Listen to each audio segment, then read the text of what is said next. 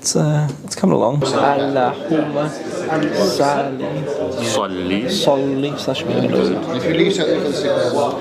Allahumma salli. Obviously, I'm still trying to perfect everything, perfect the prayer, the wudu, the recitation, everything, slowly, bit by bit, even my foundational knowledge of Islam, which after this retreat is a lot stronger than it was before. SubhanAllah. This retreat has been amazing. This retreat has or an absolute gift from Allah to go on this experience, honestly.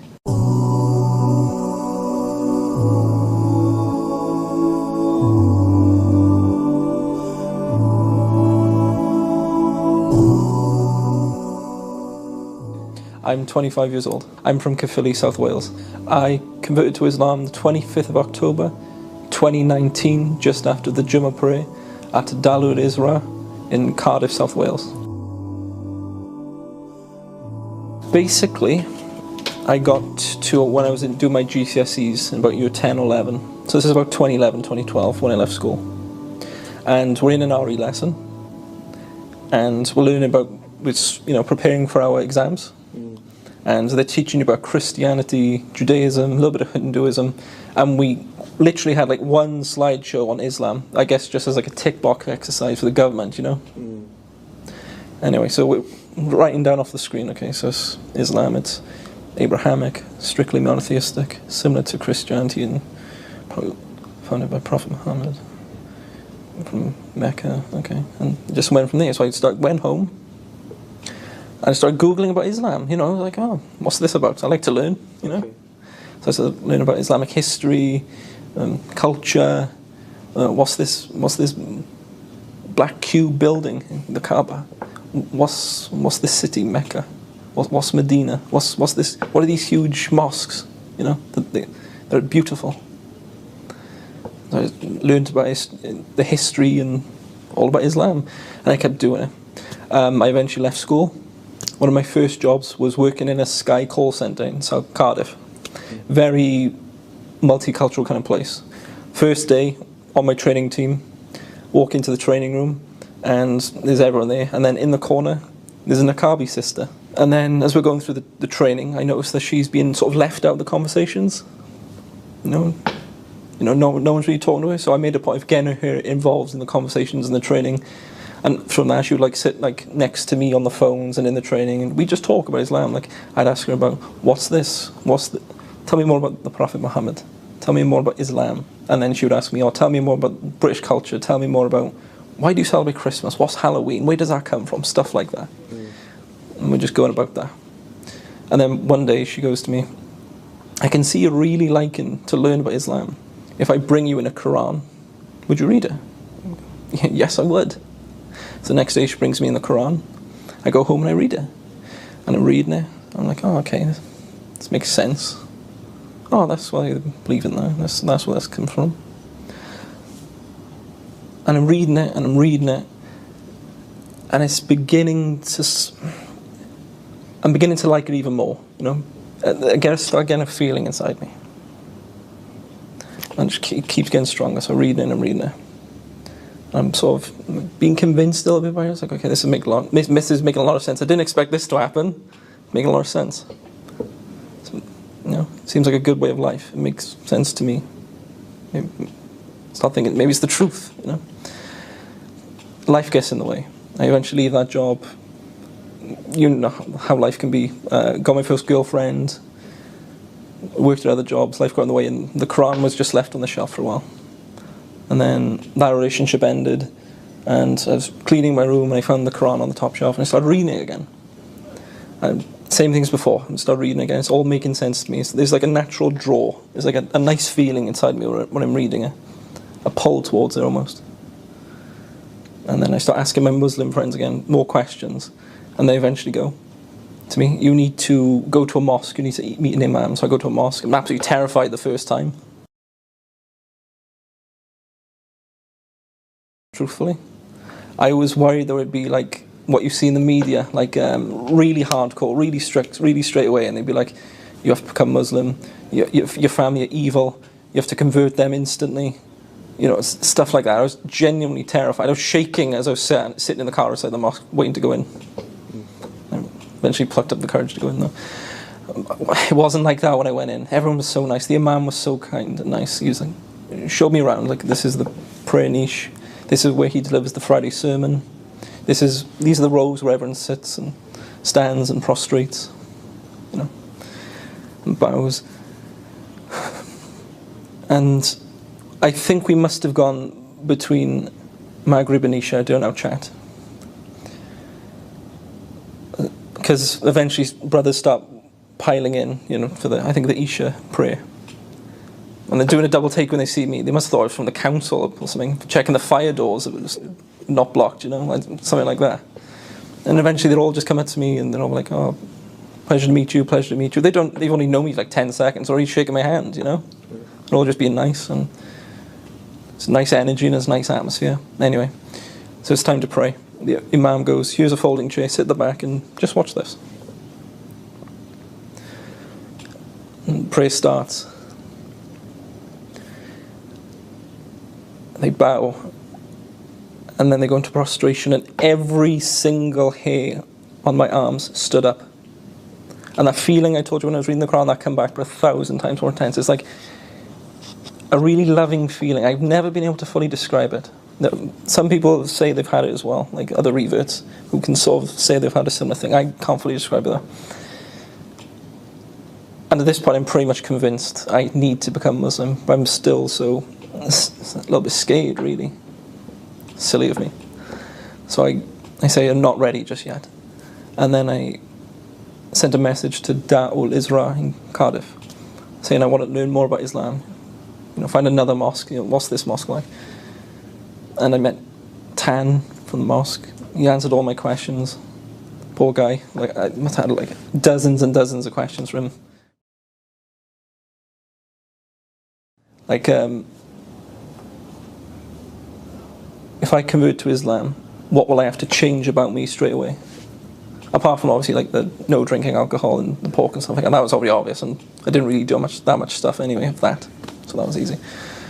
But, you know, it's really silly questions like, am I going to have to change my name? Am I going to have to become circumcised tomorrow, you know? Am I going to have to, like, move out of the house? You know, stuff like that, just very silly questions. He's like, no, he put me completely at ease. And then I started attending the mosque to go to the new Muslim meetings. Bismillah. They usually say leave the best to last. I don't know if that's going to apply right now. Yeah, of course. Hearing from Martin and Tan about what this weekend is, it's been that and more, honestly. I come here with the intention to learn a better foundation of my religion. Understand where I'm lacking and where I need to improve. And I've done that and more. Meeting all the brothers, like, as I keep saying, where I live, there's not many Muslims. There's really not many at all. The majority are in this room right now, probably. So to meet a group of brothers like this, I don't know if you can hear my voice, I'm a bit emotional, but thank you to Aira and for all of you for your time, for running a course like this. And to everyone in this room, may Allah bless you, your families, and give your journey ease. And it's also given me an appreciation for my family, because obviously all our journeys are different. The hardships we've gone through since becoming Muslim, and how easy I've had it comparatively to some of you.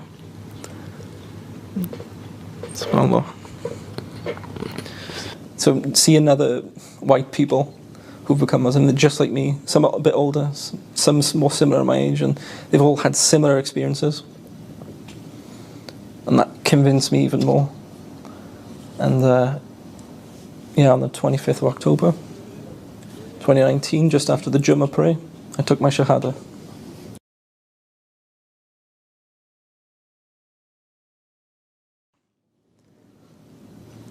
I had been keeping from my mum that I wanted to be Muslim. I didn't tell anyone in the family. I kept it to myself, you know, because I knew it just wasn't going to be a good reaction, you know. Like, I didn't even know how I was going to eventually tell her. So I'm learning about Islam totally in secret. And then I become Muslim in secret for like 6 months. But it was like it was very soon after I took my Shahada, or thereabouts. I forget which day it was exactly. I must have been reading the Quran late at night, and instead of putting it like out of the way on top of the shelf, I just left it on my desk, thinking nothing of it. And the next morning, like 8:39 a.m., Saturday morning, whatever it was, I wake up to my mother screaming at me, like just like a banshee, screaming the house down. And I'm like, what's going on? I thought it was a fire or something, or, you know, some car crash, I don't know, outside. And I see Mum screaming at me, and she's looking at me, and I'm like, what's going on? And then she runs out of the room, and I'm like, what's going on? Look around the room. There's the Quran on my desk, in plain sight. Quickly get dressed. I'm chasing after Mum around the house. You know, it's honestly, she's running from the kitchen to the front room, to the passage, back to the kitchen. I'm trying. It's like something like a cartoon. I'm trying to circle around the house. She's throwing stuff at me, throwing pillows at me, clothing. I eventually cornered her in the kitchen, grabbed her, and we sort of collapsed to the floor. The way they're crying on the floor together, and we were crying for a few minutes, and she just kept saying no, no, no, no. And I kept saying, yes, I want to. I want to. I think it was after. I genuinely think it was after. It was a really close period, but I do think it was after the Shahada. Okay. And she gets up and she just sort of runs out of the kitchen. And I'm stunned. I didn't know what to do, so I sort of went upstairs. And I thought, okay, just get out of the situation for a minute. She comes upstairs. No, you're not. No, you're not doing it. You're not becoming like them. People hate you. Why are you turning your back on us? Who's done this to you? You know, that's one of the first things she said to me. Who's done this to you? I was like, nobody's done this to me. I've looked into this myself. No one's converted me. No one's brainwashed me. No one's sending me to Syria. None of that. I've read the Quran and it speaks to me and I know it to be the truth. And she's like, no, not in this house. Not my son. And I started talking to her like, I'm a grown man, you know. I'm an adult, it's my life, you know. I got to do this for myself. And she goes away. And a couple of hours later, we started speaking again. She's like, I can't stop you. I don't approve of it, but I can't stop you. It's your life and you have to do and live as you want. You'll always be my son. I don't approve of this, but you'll always be my son. But she then goes to me, you have to wait 6 months, probably hoping I'd fall off the idea, you know. Obviously that didn't work. I believe I was a Muslim at that point. I was really close to that date. But yeah, I took my Shahada. I was already Muslim for 6 months and I felt so much guilt, honestly, about living a double life of like, oh, I'm going to go see a friend, I'm going to the mosque, you know. Oh, I'm going to go McDonald's or something, I'll be back later, I might see a friend. I'm at the new Muslim meetings in Cardiff for a couple months. Eventually the 6 months expires and it was January of 2020 and I go to it and I was like, 6 months is up, I still want to do it. And she goes, okay, you're your own man, you got to live how you want. Let's just do it to get it over with because you're breaking my heart. Okay. So she made me take my brother-in-law to Dar ul-Isra Mosque, and I'd arranged for a couple of the brothers to take a Shahada with me again in front of my brother-in-law.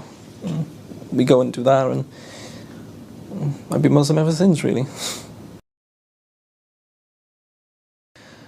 Everyone was a bit shocked because I remember I told everyone at a family party. I finally plucked up the courage to tell everyone I was Muslim at this time. Because it was at the family, it was an engagement, I think. And I'm not drinking, you know, because everyone's around the tables drinking. Oh, you know, have a beer, you know. Do you want a drink? Do you want a glass of wine? I'm like, no, I'm fine. Have some food. I was like, no, I'm fine. Because none of it was halal and none of it was like vegetarian either, you know. So, no, I'm fine. I'll just have a can of Coke. Anyway, I eventually pluck up the courage and I go around seat to seat. I'm like, I tell my sister I want to become Muslim.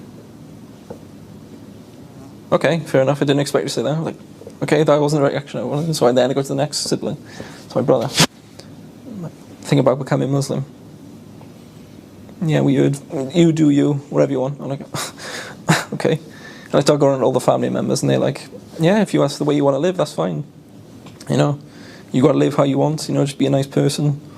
You know, don't turn hardcore and just say we're like disbelievers every day, every time you see us, and we're going to hellfires. You know, you say that to us as soon as we wake up. You know, obviously I was never going to do that. But honestly, apart from Mum, who initially didn't take it well, all my family's been fine with it. You know, everyone. It's quite funny. Like, I'm still living at home. Like, she bought me a thobe for Christmas and some prayer beads, tasbih, and some stuff like that. And we had a halal turkey for Christmas dinner, so I can, you know, I can join in and make sure. She's like, I want to make sure you're eating. You know, she's like, in Caerphilly, can I get anything? I'm like, no, I have to go get it from Cardiff. You know, all the halal food stuff like that, and meat. I think it's been just slowly over time, seeing me, just asking me questions about, like, what's this and that. Like, not that she wants to become Muslim herself, but I think she's just trying to figure out what it is and why I've done it. Like, what was the appeal? And sort of like, slowly, I'm bringing down the barriers and the misconceptions. Because, like, she's actually been looking into, like, well, this is what Muslims do themselves. Not, like I said, not that she would convert herself. Well, Allah guides who he wills. But I do think it has been beneficial for the family, because I got siblings asking me questions, trying to clarify some issues, and if I haven't got the question, I'll ask a brother who knows, or find an authentic source for this sort of question. And well, inshallah, I hope I've, at least in my family, have demystified Islam and showed its beauty. You know? When it says the truth, I read the Quran, it appealed to me. It makes sense, the way of life. Like, there's no drinking, you know, it's a simple way of life. There's no, what we would call haram in it. There's none of that has a chance to happen because of the way the Quran and the Sunnah is set out in Islam. You know? Like, I'm adopted. I was adopted by this family when I was 6 months old. I come from a very broken home. Both my biological parents had, by the sounds of it, a lot of promise in life. Drink and drugs destroyed that. I was born, when I looked at my medical records, with like fetal alcohol syndrome. I think I was born early as well. So my birth mother abused drugs when she was pregnant with me. So I don't know if it's the fact that I'm adopted, her adopted son is maybe a bit more difficult on her, if that makes sense. Maybe that's like an extra layer to the hardness of the road, you know. Absolutely, yes, I do. Okay. I, in hindsight, wish I'd, like, obviously done my research thoroughly, as any person should. Obviously, when you know Islam is the truth, then you know it's the truth. But always do your research. Find authentic, correct sources. You know, whether it be like websites, sheikhs, learned scholars online, stuff like that. So you get the true, correct Islam, the authentic Islam. And you get the authentic Sunnah as well. So you don't get into like the sort of extremism aspect, which I know a lot of reverts do. There's the joke that the reverts are always the most hardcore. But do your research, and honestly, when you're convinced, take your shahada. Learn the basics of your religion. Don't get lost in the other details of the dress and the clothing. Just learn the basics. Learn the authentic basics. That's all you need to begin with. You don't have to change your name unless you want to. You don't have to change how you dress, as long as it's modest, of course, especially when in the mosque. You know?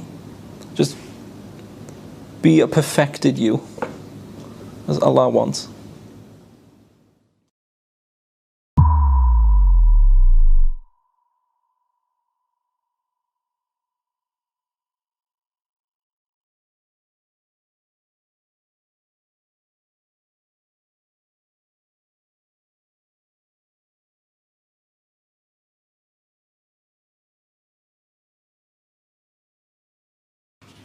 Every year, you blow me away, boys. Like, I sit there on the first day thinking, oh, what to expect, who's going to walk through the door. And you see you guys come in as these, like Magnus said, you're scared. You don't, like when I was an attendee, I was scared. Tanvir convinced me to come. I almost backed out the day before because I was like, nah, I don't want to do this. Alhamdulillah, best thing I ever did in my life. And that was the catalyst that made me want to be the volunteer, because I want you boys to get exactly that experience. And I would ask you to push this retreat to all your Muslim friends, revert Muslim friends. And if you follow Aira on social media, repost their tweets when it's out, because inshallah you'll get some of the rewards for the people who come on your behalf. Like Tyler said, there was a brother from last year, so inshallah he's benefiting off stuff you've learnt. And I just hope that this has given you the foundations you need to push forward and become that better Muslim. And yeah, you...